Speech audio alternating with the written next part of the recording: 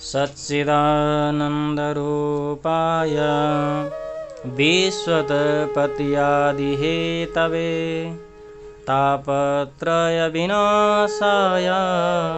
श्रीकृष्णाय वयं नमः। तापत्रयविनाशाय श्रीकृष्णाय वयं नमः।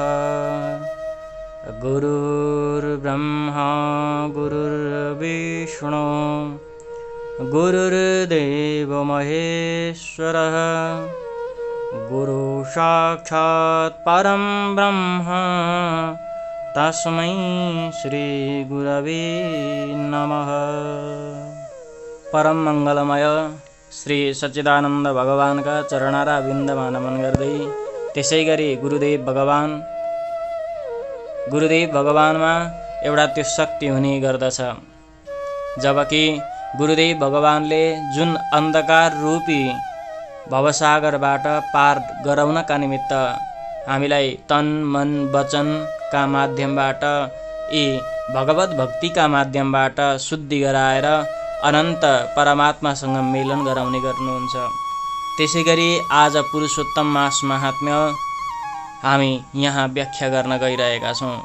पुरुषोत्तम मास महात्म्य भनेको जब महिना धेरै हुने गर्छ, जब महिनामा पनि दिन धेरै हुने गर्छ अनि त्यसमा अधिक मासको बडो ठुलो महत्त्व प्रकाश गरिएको छ र एकदमै महत्त्वहरूले नै समेटिएको चिज नै महात्म्य भनेर व्याख्या गर्नुहुन्छ गुरुदेवहरू।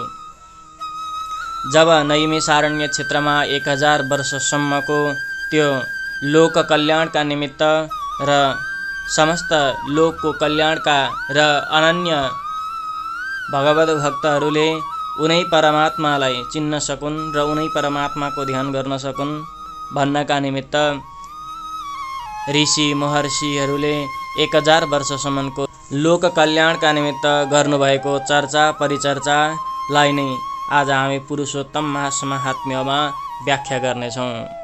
र श्रोताबिन्द सबैमा नमस्कार। र पुरुषोत्तम मास महात्म्यको आज प्रथम अध्यायका कथा प्रसङ्गहरू म व्याख्या गर्न गइरहेको छु। र सर्वप्रथम त श्रोता र सावधान भवन्तु।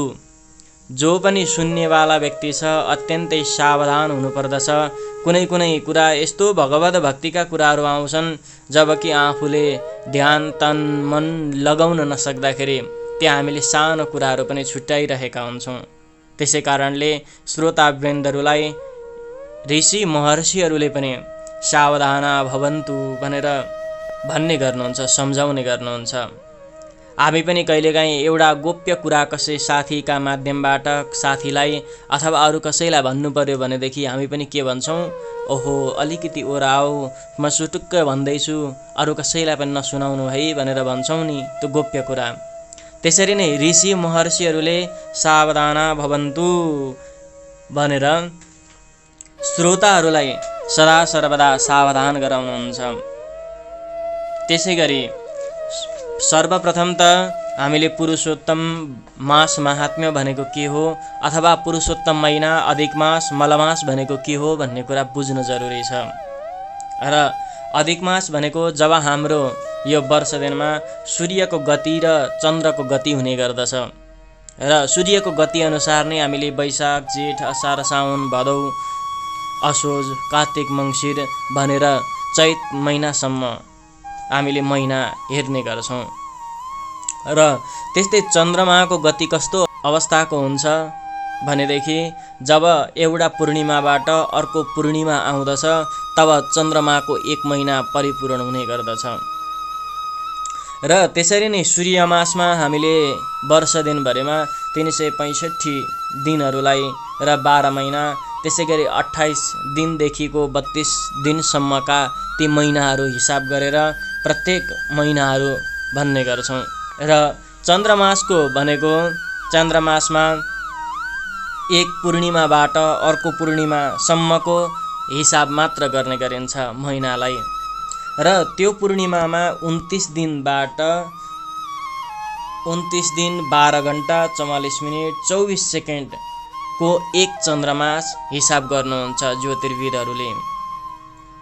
र चन्द्र गणना अनुसार वर्षमा जब सूर्य गणना अनुसार वर्षमा 365 दिन हुन्थे भनेदेखि चन्द्रमा गणना अनुसार वर्षमा 354 दिन मात्र हुने गर्छ। त्यही उब्रिएको महिना वर्षमा 11 दिन बढी हुने गर्छ। त्यही वर्षमा 11 दिन बढी हुने कारणले गर्दाखेरि जब 32 महिना 16 दिन 1 घण्टा 36 मिनट परिपूर्ण हुन्छ अनि त्यस पछाडि मात्रै अधिक मास आउने गर्छ।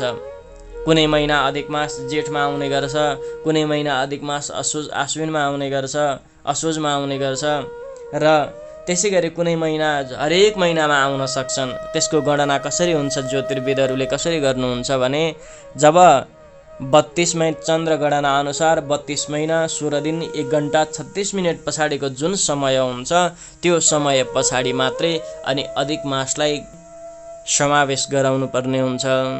र त्यो अधिक मास किन महत्त्व छ भन्दा जब भगवान नरनारायण भगवानले यो अधिक मासका कारणले गर्दाखेरि विभिन्न दानवहरूलाई र विभिन्न भगवत भक्त गर्ने मान्छेहरूलाई भगवत भक्तिमा तल्लीन भएका त्यस्ता व्यक्तिहरूलाई परम गति प्राप्त गराउने गर्नुहुन्छ।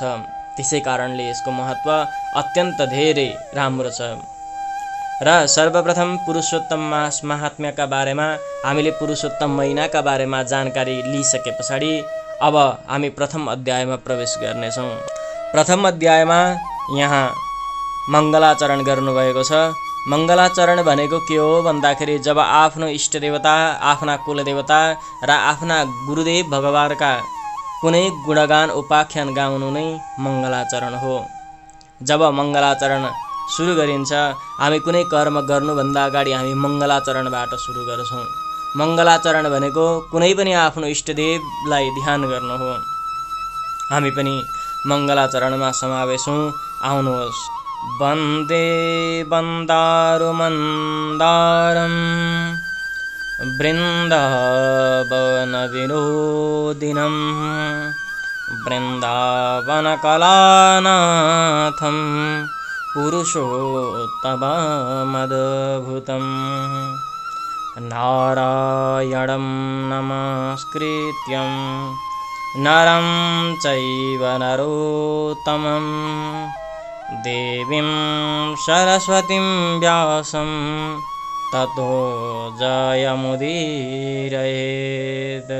जुन कल्पवृक्षको जस्तै गरेर कल्पवृक्षको समान सबै भक्तहरूको कल्पवृक्ष भनेको के हो भन्दाखेरि जब हामीले आँपको बोटमा गयौँ भनेदेखि आँप प्राप्त गर्छौँ र त्यसै गरी कुनै फलको हामी वृक्ष अगाडि गइसके पछाडि त्यो वृक्षको फल प्राप्त गर्ने गर्छौँ। र पुराण अथवा भगवान स्वयं सच्चिदानन्द भगवान कस्तो प्रकारको हुनुहुन्छ भन्दाखेरि कल्पवृक्ष अनुसारको हुनुहुन्छ। कल्पवृक्ष भनेको जुन आफूले त्यो व्यक्तिले कल्पना गर्छ त्यो कल्पना गरेको फल प्राप्त गर्नेवाला चाहिँ उनै सच्चिदानन्द भगवान हुनुहुन्छ। र जुन कल्पवृक्ष भन्दा यी बाणीका माध्यमबाट अथवा अक्षरको रस प्राप्तबाट उनै सच्चिदानन्द भगवानले उनै कल्पवृक्षका समान सबै भक्तहरूको मनोरथ प्राप्त गराउने र चिताएको कुरा पुरा गरिदिनेवाला उनै वृन्दावनका शोभा अत्यन्त धेरै भक्तहरूलाई करुणा गर्नेवाला उनै सच्चिदानन्द भगवानलाई र पुरुषोत्तम भगवानलाई म नमस्कार गर्दछु भनेर मङ्गलाचरण गर्नुभयो। त्यसै गरी नरनारायण भगवान र त्यसै गरी देवी भगवान सरस्वती जुन बाणीमा आएर बसिदिनुहुन्छ र आजसम्म यी जति पुस्तकहरूलाई हामी माझ पुर्याउनु भएको छ उनै व्यास भगवानलाई हामी हृदयबाट नमस्कार गर्दछौँ। र परापूर्वको काल जसरी नरनारायण भगवानले नारायणका माध्यमबाट, नारायणले व्यासका माध्यमबाट, व्यासले सुत पौराणिक महामुनिलाई सुनाएका कथा प्रसङ्ग र सुत पौराणिक महामुनिले 88,000 ऋषिहरूलाई सुनाएका कथा प्रसङ्ग नै आज हामी तपाईहरूलाई सुनाइरहेका छौँ। त्यसै गरी नैमिषारण्य क्षेत्रमा एक दिनको कुरा हो। लोक कल्याणका निमित्त भनेर समस्त 88,000 शौनकादि ऋषिहरू उपस्थित हुनुभयो। उपस्थित भइसके पश्चात सुत पौराणिक महामुनि आएर त्यहाँ कथा प्रसङ्ग सुरु गर्नुभयो र त्योभन्दा अगाडि नैमिषारण्य क्षेत्रमा सुमति, काश्यप, जावाली, भृगु, अङ्गिरा भन्ने ऋषिहरू र साथै वामदेव, सुतीक्ष्णक्ष, शरभङ्ग, पर्वत, गौतम, मुद्गल, कौशिक, गालव, क्रतु, विभाण्डक, पङ्गो, गर्ग, कणाद समस्त ऋषिहरू त्यहाँ उपस्थित हुनुभयो र त्यहाँ त प्रत्येक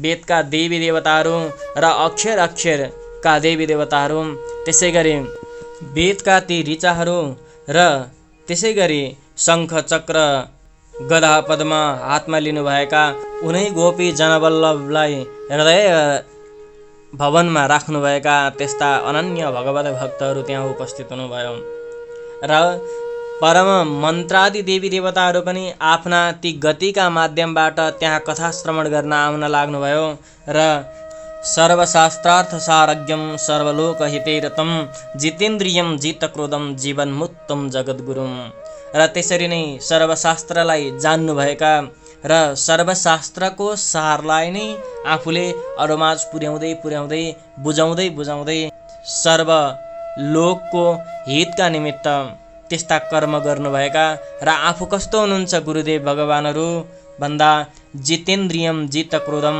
आफ्नो क्रोधलाई वशमा राख्न सक्ने र आफ्नो इन्द्रियहरूलाई वशमा राख्न सक्ने र अरू सबैको जीवन मुक्तका लागि कटिबद्ध भएर जीवन मुक्त गराउने उनै गुरुदेव भगवानहरू उपस्थित हुनुभयो। व्यास प्रसाद सम्पन्नं व्यासवद्गतस्प्रियं तम दृष्ट्वा सशोत्थाय नैमिषीया महर्षय र त्यहाँ उपस्थित हुनुभएका समस्त ऋषि परिगणहरूले आफ्नो स्थानमा बसेर अनि सुत पौराणिक महामुनि आउनुभएको देखेर दण्डवन मुहुर्मुहु अर्थात् नमस्कार, अनेक बार नमस्कार आदि कर्महरू गरेर बद्वाञ्जलि पुटो भूत्वा ननाम दण्डवन मुहु र नमस्कार आदि कर्महरू गरेर आफूले हात जोडेर भगवानलाई त्यहाँ राख्नुभयो। अनि आसनमा राखिसके पछाडि के भन्नुहुन्छ? सुत चिरञ्जीवी भव भागवतो भवान् अस्माभित्वासनं तेयम कल्पिन्तं सुमनोहरम। हे गुरुदेव भगवान, तपाईँ अनन्य जन्मसम्म बाँचिराख्नुहोस्, किनकि तपाईँ बाँच्न किन आवश्यकता छ भन्दाखेरि जब यस्ता खालका लोक कल्याणका निमित्त भनेर कुनै प्रसङ्गका यस्ता सभा समूह गर्ने बित्तिकै हजुर त्यहाँ टुप्लुक्क आइपुग्नुहुन्छ र लोक कल्याणका निमित्त भनेर अस्माभिस्त्वासनं तेयम कल्पिन्तं सुमनोहरम र तपाईँका लागि आज हामीले यो श्रेष्ठ अत्यन्त राम्रो आसन बिछ्याएका छौँ। त्यो आसनमा बसिदिएर हामीलाई राम्रा राम्रा भगवत भक्तिका र उनै भगवानसँग जोडिएका कुनै भक्ति रसका त्यस्ता खालका पौराणिक कुराहरू व्याख्या गरिदिनुहोस् र हाम्रो जीवन मुक्ति गराउने खालका कुनै उपाय बताइदिनुहोस्। किनकि गुरुदेव भगवानका त हृदय पटलमै कस्तो हुन्छ भनेदेखि जो अन्धकारयुक्त यो संसारको भवसागरमा बसिरहेको व्यक्ति छ त्यसलाई अत्यन्त कल्याणकारी कुरा गराएर अनि कल्याण प्रदान गरेर त्यसलाई यो जन्म र परजन्मसम्म मुक्ति गराउने खालका त्यस्ता दिव्य बाणीहरू हुने गर्छन् र सुखासीनं ततस्त्वं तु विश्रान्तमुपलक्ष्य च श्रोतु कामकथा पुण्य इदं वचनम् अब्रवीत्। तब सुत पौराणिक महामुनि सुखासनमा बस्नुभयो आनन्दपूर्वक र अब ऋषिहरूलाई भन्न लाग्नुभयो के प्रश्न सोध्न चाहनुहुन्छ, तपाईँलाई कस्ता खालका भगवत भक्तिका कुराहरू सुन्न इच्छा छ त्यो बताइबक्सियोस्, अनि त्यस पछाडि म हजुरलाई कथा प्रसङ्गका माध्यमबाट रसास्वादन गराउँछु भनेर। र ऋषिहरू भन्न लाग्नुभयो सुत महाभाग भाग्यवान् असि साम्प्रतं पराशर्यवचारार्धं त्वं विदं कृपया गुरु। हे गुरुदेव, हजुर त एकदमै परम व्यासजीका परम भक्त हुनुहुन्छ, त्यसै कारणले व्यासजीले हजुरलाई अत्यन्त धेरै महत्त्व बोकेका ती त्यस्ता दिव्य बाणीहरूद्वारा एकदम खारेर पठाउनु भएको छ।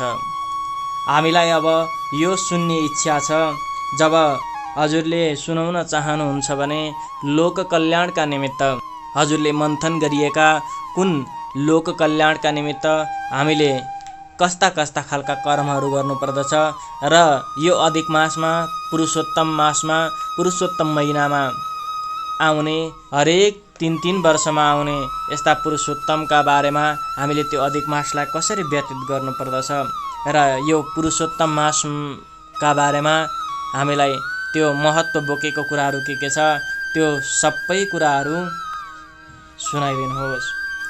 त्यो कस्तो होस् त भन्दा संसारार्ण भवज्ञानम पारदम सुबधम च यद।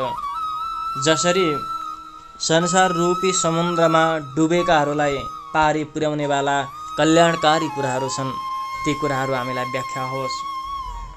र सुत पौराणिक महामुनि बताउन लाग्नुभयो शृण्वन्तु मुनया सर्वे मदुक्तम सुमनोहरम अदावहम गतो विप्रास तीर्थम पुष्कर सङ्गीतम। र म विभिन्न खालका तीर्थहरू डुलेँ र तीर्थहरू डुल्दै डुल्दै परिभ्रमण गर्दै गर्दै कालै गण्डकी जस्ता गङ्गा र काशी त्यस्तै गरी बद्री नन्दा नर्मदा र सर्वदा आदि देवी देवताहरू घुम्दै घुम्दै ततो नारायणम द्रष्टु गतोहम बदरीमागमम। र त्यस पछाडि भगवान् नरनारायण भगवानको दर्शन गर्नु पर्यो भनेर म बदरी वनतिर गएँ। अनि त्यस पश्चात तत्र सिद्धा समाज जग्मुर योगिना सिद्धभूषणा देवर्षयश्च तत्रैव निराहारश्च केचन। मैले त्यो परिभ्रमण गर्दाखेरि अरण्य प्रकारका भगवत भक्तहरू पनि देखेँ, पापाचारी दुराचारी व्यक्तिहरू पनि देखेँ। र तत्रा जग्गामा भगवान् ब्रह्मभूतो महामुनि त्यसै गरी कति त वायु मात्रै आहार गर्ने, कति त फल मात्रै आहार गर्ने, कति त पत्ता मात्रै आहार गर्ने। त्यसै गरी आफ्ना जीवन मात्रलाई कसैले आफ्ना थुकबाट घुटुक्क निलेर मात्रै आफ्नो जीवन चलाइराख्नु भएका त्यस्ता ब्रह्मर्षिहरूको पनि मैले दर्शन गरेँ। दर्शन गर्दै गर्दै म यो नैमिषारण्य क्षेत्रका यो पावन भूमिमा आएँ। र पावन भूमिमा आउँदाखेरि अरण्य भगवत भक्तले सम्पन्न हुनुभएका यी सौनकादि 88,000 ऋषिहरूलाई पनि देखेँ। र व्यासपुत्र महातेजा सुकदेव प्रतापवान श्रीकृष्ण चरणाम भोज मनसो धारणाम दधद। र घुम्दै घुम्दै जाँदाखेरि मैले अर्को कुरा बिचमा के देखेको थिएँ त भन्दाखेरि जुन ठाउँमा सुकदेवजी महाराजले ती एवमादिषु तीर्थेषु ब्रह्मन्नास गतवान कुरुन् जाङ्गलम देशमासाद्य हस्तिनापुरको भवन। र परिभ्रमण गर्ने क्रममा भ्रमण गर्दै गर्दै जाँदाखेरि म हस्तिनापुरको एउटा जङ्गलमा प्राप्त भएँ। र पुगिसके पश्चात तत्र सुतम विष्णुरातो रातमुत्सृज्य जग्मिवान गङ्गातिर महापुण्यम ऋषिभिर बहुभिर द्विजा। त्यसै गरी ती विष्णुरात परीक्षित राजालाई सुकदेव महामुनिले कथा प्रसङ्ग सुनाउँदै गर्नुभएका ठाउँमा पुगेँ म। र त्यहाँ पुगिसके पछाडि परीक्षित राजालाई सुकदेव महामुनिले सुनाउँदै गर्नुभएका ती अत्यन्त धेरै परम मङ्गलमय कथाहरू सुने। देवर्षयश्च तत्रैव निराहारश्च केचन वाताम्बु पर्णाहारश्च श्वासाहारश्च केचन फलाहार परे केचित् फेनाहारश्च केचन। हे ब्राह्मण हो, हे ऋषिगण हो, त्यहाँ पुगिसके पछाडि त म राजा परीक्षित राज्य त्यागेर धेरै ऋषिहरूका साथमा अत्यन्त पुण्यदायी तिनै गङ्गाका किनारमा जानुभयो अरे भन्ने कुरा मैले सुन्नमा प्राप्त गरेँ। र त्यहाँ सिद्धि नै भूषण भएका धेरै सिद्ध योगीहरू जब त्यस्ता फलाहार कोही आफूले हावा मात्रै ग्रहण गर्ने कोही त्यस्ता योगीहरूले प्राप्त भएको त्यो ठाउँ। र त्यसै गरी सुकदेव महामुनिले तत्रा जग्गामा भगवान् ब्रह्मभूतो महामुनि जब व्यासपुत्र सुकदेवजी महाराज अरण्य जो चाहिँ गर्भमै आफूले भगवत भक्तमा तल्लीन भएर अत्यन्त धेरै यो संसारलाई बुझिसक्नु भएको थियो, उहाँ पनि आउनुभयो। त्यहाँ देखिसके पछाडि व्यासपुत्र महातेजा सुकदेव प्रतापवान श्रीकृष्ण चरणाम भोज मनसो धारणाम दधद। र उनै भगवान् श्रीकृष्णलाई नै चरण रज पिएर आफ्नो जीवनलाई नै तम षोडशाब्दम योगेशम कम्बुकण्ठम महोन्नतम आफ्नो जीवनलाई नै परम भक्त सम्झिएर उनै भगवानका स्वरूप मानेर धेरै भगवत भक्तमा तल्लीन हुनुभएका सुकदेव महामुनि प्राप्त हुनुभयो। त्यहाँ स्निग्धालका वृतमुखम गुड जत्रुम ज्वलत्सवम अवधूतम ब्रह्मभूतम षड्विद्वल बालकरिवृतम। र त्यसै गरी आफू 16 वर्षमा प्राप्त भएर आफू 16 वर्षमा कम्बुकण्ठम राम्रो खालको हृदय हुनुभएका, राम्रो खालको घाँटी हुनुभएका र जिउडालहरू अत्यन्त धेरै मनमोहक बनाउने खालका त्यस्ता खालका नाङ्गा भएर अनि ती केटाकेटीले खेलाउँदा हुनुभएका र अत्यन्त धेरै मनमोहक हुनुभएका त्यस्ता सुकदेव महामुनि चाहिँ त्यहाँनिर प्राप्त हुनुभयो। र ब्राह्मण ऋषिगण हो, तपाईँहरू सुन्न चाहनुहुन्छ सुकदेव महामुनि कस्तो हुनुहुन्छ? धूलीधू शरसरवाङ्गम सुकम दृष्ट्वा महामुनिम मुनय शाश्वतस्तुर्व्रद्वाञ्जलिपुटा मुदा। शरीरभरि सबै धुलोले घुस्रिएका हुनुहुन्छ धुस्रे फुस्रे महामुनि। ती सुकदेवलाई देखेर त्यहाँ रहेका मुनिहरू सबै हर्षले हात जोडेर एकाएक जराकजुरुक उठेर भगवानलाई नमस्कार गर्दा भए। र त्यस प्रकार त्यहाँ रहेका मुनिहरूले ती फुस्रेलाई सत्कार गरेको देखेर ती जब लालाबाला जब नाङ्गै पुरुषलाई देखेर खेदाइरहेका थिए, ती खेदाइरहेको देखेर ती केटाकेटीहरू सबै भाग्दा भए। अहो, राजा परीक्षित सहित समस्त ऋषि परिगणहरूले नमस्कार गर्दै हुनुहुन्छ। हामीले जसलाई आज पागल बाबा भनेर घुमी हेरिरहेका थियौँ र खेदाइरहेका थियौँ, ढुङ्गा हानिरहेका थियौँ, त्यही व्यक्ति त सिद्ध पुरुष हुनुहुँदो रहेछ। अब हामीलाई राजाले ऋषिहरूले देख्नुभयो भने के गर्नुहुन्छ भनेर भाग्दा भए त्यहाँबाट। त्यसैले ऋषिगण हो आसनम कल्पयाम चक्रु सुकायोन्मनमुत्तमम आसे दुन्दुन्नयोर भोज कणिकाश्छदाइव। र त्यति पश्चाताप भइसके पछाडि भागेर अनि त्यहाँ ऋषि परिगणहरूले उठेर नमस्कार गरिसके पछाडि उच्च आसनमा लगेर सुकदेव महामुनिलाई त्यस आसनमा लगेर बसाउनु भयो। अनि ती महामुनिहरू अमलात्मा, विमलात्मा, शुद्धात्मा, महात्मा आदिले प्रश्न गर्न लाग्नुभयो। अनि ती ऋषिहरूलाई कमल फुलका पत्रले घेरै चाहिँ सुकदेवका वरिपरि जुरुम्म झुम्मिएर बस्नुभयो। अनि त्यस पछाडि आसनमा बसेका ती व्यासका छोरा ज्ञानरूपी महासागरका चन्द्रमा जस्ता महामुनि भगवान सुकदेव र त्यहाँ स्थित ब्राह्मणहरूद्वारा गरेको पूजालाई स्वीकार्दा छँदा ती ताराहरूले घेरिएका चन्द्रमा जस्तो शोभायमान देखिँदै सुकदेव महामुनि विराजमान हुनुभयो। र सुकदेवजी विराजमान हुनुभयो। त्यस पछाडि परीक्षित राजाले प्रश्न सोध्न थाल्नुभयो र त्यसका पछाडि के भयो त गुरुदेव भनेर प्रश्न गर्नुभयो। त्यसका पछाडि अब दोस्रो अध्यायमा हामी पुनः व्याख्या गर्नेछौँ भन्नुभयो सुत पौराणिक महामुनिले। त्यसै गरी अब दोस्रो अध्यायमा हामी पनि तन मन लगाएर हामीले आज जस्तै गरेर श्रवण गर्नेछौँ। आज प्रथम अध्यायमा हामीले उनै नैमिषारण्य क्षेत्रमा भएका र सुत पौराणिक महामुनि आदिलाई 88,000 ऋषिहरूलाई बसेर लोक कल्याणका निमित्त गर्नुभएको त्यो तपस्यामा सुत पौराणिक महामुनि आएर कथा प्रसङ्ग सुरु गर्नुभएका कथासम्म बताउन सक्यौँ। र यस्तै गरेर हजुरहरूले सुन्दै गर्नुहोला।